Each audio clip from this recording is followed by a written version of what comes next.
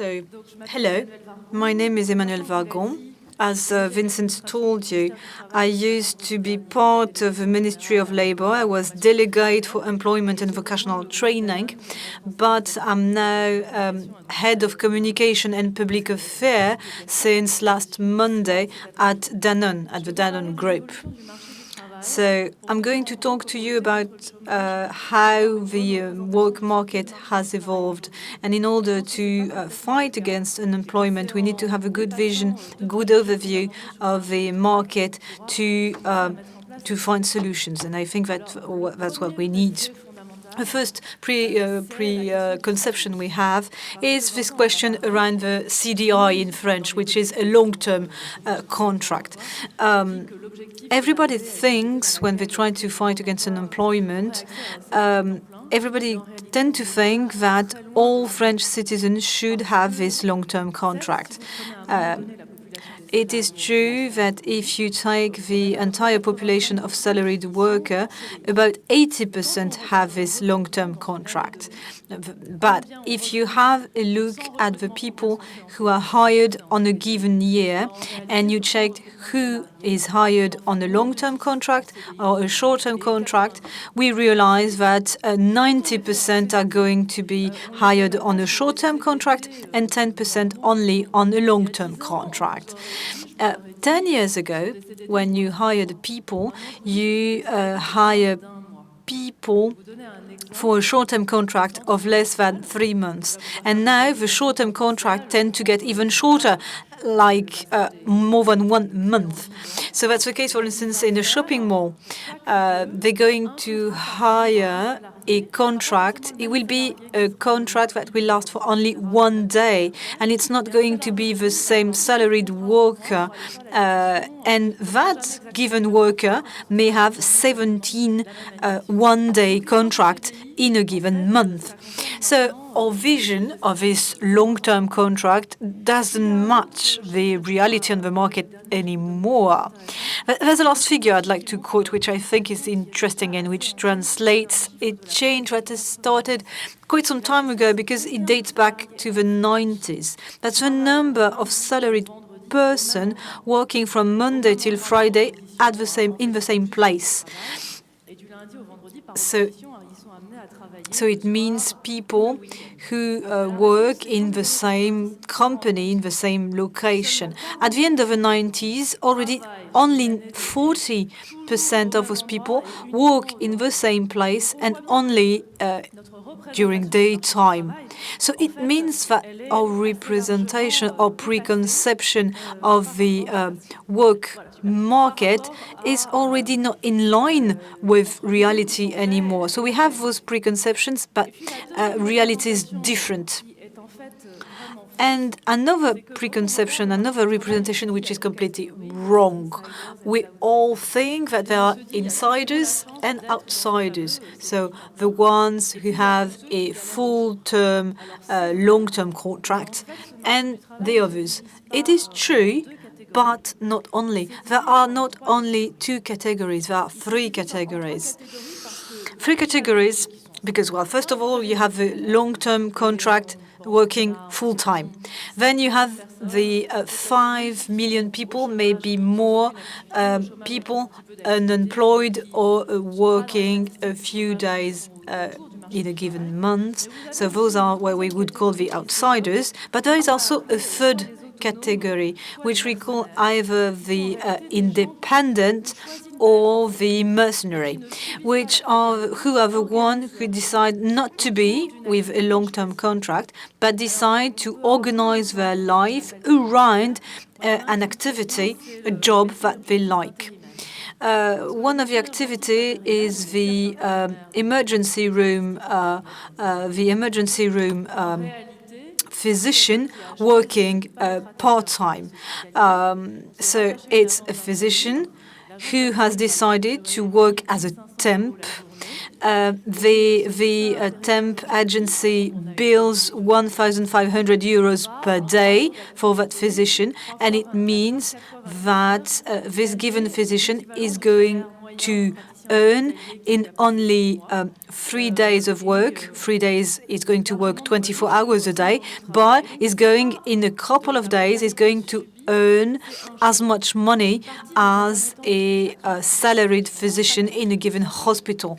So it's not a precarious employment by far. And besides this, we see a number of people working with this new statute of self-entrepreneur, which is a category of worker which decides to work when they choose to work. And this has a major impact on the work policies, because I think that our goal, our common goal with our public policies is not to get everybody in that mold of the long-term contract. Our objective is to help the people who have difficulties finding a long-term, finding a job, and to help them transition from this difficult situation to a model where they choose the work they want to do and when they want to do it. So I have 3 proposals I can make. First of all, invest in skills. The unemployment rate when the salary is more than 1.5 minimum wage. The unemployment rate, in other words, the unemployment rate of people, of skilled people, is very low, between 5 and 6%. Unemployment massively affects poorly qualified people. So our main target would be to invest in skills and knowledge, so it would help those people to change lives. I've made a very dramatic professional change. And so the objective would be to invest in training in order to favor, retraining. And we have implemented a new tool, which is sort of account through which a worker will save days to help finance and plan a training or retraining. And I would like to share a success story of a priest who, after a while, started asking himself questions and decided to retrain as a plumber, and is very happy now as a plumber. This to say that people can switch from one working environment to the next, from one job to the next, and you have to invest in this capability and this capacity for people to change their lives by changing jobs. Then, as we said, we want to help people transition from this precarious situation to a chosen autonomy. So how can you become autonomous when you keep alternating between periods during which you work and periods during which you do not work? How do you manage this in terms of unemployment insurance and health insurance? And the social partners have implemented a new scheme through which you have some sort of, once again, an account where you have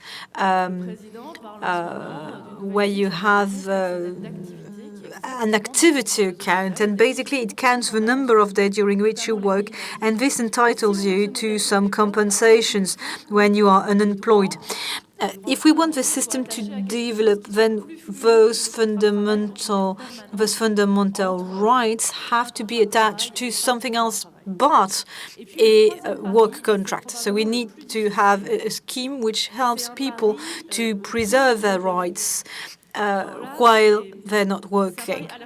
And the third challenge that I would like us to tackle is about the social protection system. It is true that in France we have this safety net, which is built around the minimum wage, which I have contributed to create with Martin Hirsch when I was at the ministry. And on top of that, we have a health insurance scheme, which is provided to all the people, even people not working, not currently actively working.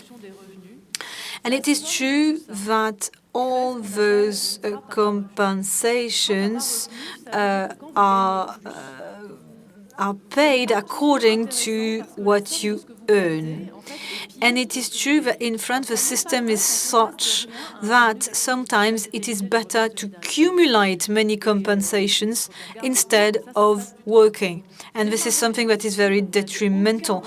When you start working, and before that you were not working and had no wage whatsoever, you continue and receive compensations. But once you get, for instance, more than 500 or 600 euros, then you lose all your compensations, and basically you lose money. I was talking with the manager of a company called O2. He's one of the main recruiter in France at the moment. He's looking for salaried person who want to work full time and have a car, and he can't find people who want to work under those conditions because those people say, well, if I earn more than 461 euros, I lose compensations. I lose a number of social money. And the cost for daycare for my child is going to be more expensive. And therefore, if you add up all those compensations, if you add up all those monies that you get from the state, you get a snowball effect through which you lose a lot of money. So it's not linear. And at the end of the day, there is no interest in taking a full-time job. And obviously, if you keep changing, if you're working in a scheme where you earn 2,000 euros, then the next month you earn 800 euros, and the next only 300 euros, then it becomes extremely cumbersome and extremely complicated to get those monies, then to reimburse the money that was not due to you. So basically, the idea would be to get people more autonomous and to try and get away from this long-term tradition. So to conclude, I would like to say that France has many chances, has many cards to play, and we should try to take advantage of this. Thank you. Merci beaucoup, Emmanuelle. Thank you very much, Emmanuelle. That was a very interesting speech. I registered that you said that the unemployment rate is lower with people with skills, and I think that you have exemplified very well the different points of interest. And this snowball effect is extremely interesting. And it seems that, well, we talked about the short-term contract, the long-term contract, but we should also talk about the self-entrepreneur, which is this new statute that was created a few years ago. And also Uber creates jobs, but with no social protection. And I registered as well that we have to try and aim at this level of autonomy. So maybe the objective would be to try and mutualize the different type of contracts and have the same type of skill basis. Well, the objective would be to have some level of social protection, and the social protection would be attached, if you will, to a person and not to a type of contract. We have a specific contract in France for people working in the arts or culture industry, and there is a transfer scheme from the labor ministry to the culture ministry, which pays for compensations for those people when they do not work. So there are a series of quotas that those people have to work for, and if they work for a sufficient number of hours, then they get a social protection. So indeed, it'd be nice to get inspired by this model, but then we would have to customize it and tailor it to the other workers. Right, so we need something that is mutualized with a lifelong training scheme as well. Well, the lifelong training is a scheme which already exists, provided you work. You need to work for a certain number of hours, and after which you are entitled to a training. But we're only starting, and there is still a lot of work to be done. Well, thank you very much, and all the best at Danone.